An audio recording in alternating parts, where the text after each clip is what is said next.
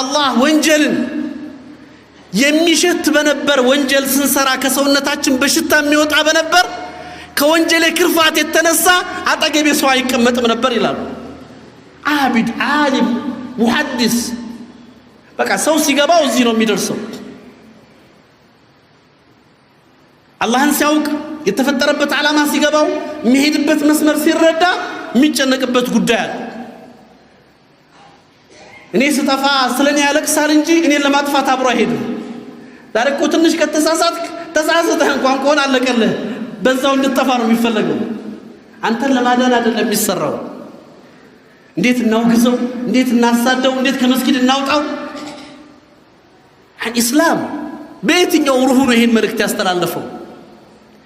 በየትኛው መገለጫው ነው የዚህ አይነት ባህሪ እንዲኖር ያዘዘው ይሄ የነፍስ ችግር